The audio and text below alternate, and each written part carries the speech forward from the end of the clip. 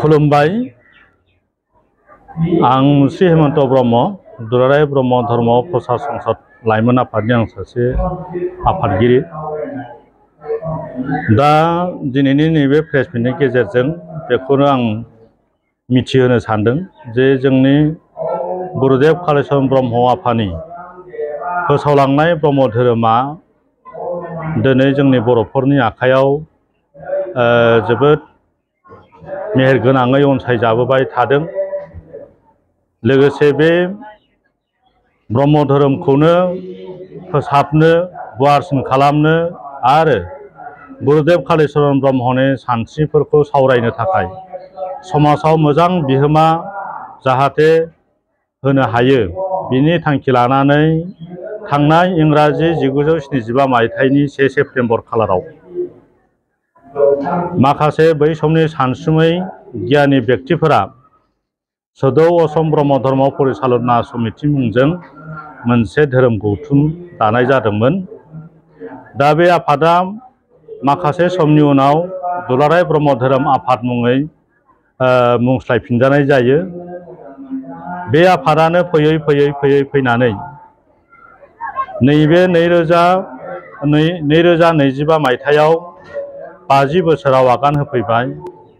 दा बे 50 बोसोराव आगान होफैनायखौ सनाथि मायथाइ एबा सनाथि फोरबो फालिथाय हिसाबै सनितपुर जिल्ला सानजा बिश्वनाथ दानि गोदान जिल्ला बिनिनो गहपुर आन्चलिकआव जोहोलाव दैमालु गेलेग्रा फोथाराव सानब्रैनि हाबाफारिजों नैबे जानुवारि दाननि 20, 21, 22, 23 खालार खालि मेहेरगोनां मोनसे हाबाफारिनि गेजेरजों खुंफुंनो थाखाय थामथिम खालामगासिनो दङ। बे सनाथि फोरबो फालिथायाव आसामनि CM मानगोनां डक्टर हिमन्त बिश्व शर्मा बिथाङा बाहागो लाफैनो थाखाय रोखा जाबाय।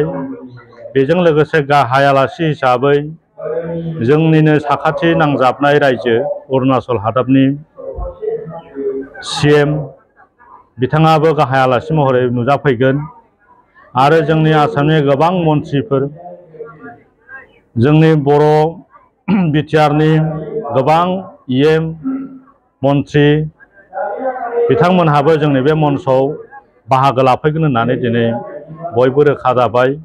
बेवहाय जों धोरोमनि बाथ्रा सावरायगोन, रांखान्थिनि बाथ्रा सावरायगोन, समाज बेबस्थानि बाथ्रा सावरायगोन।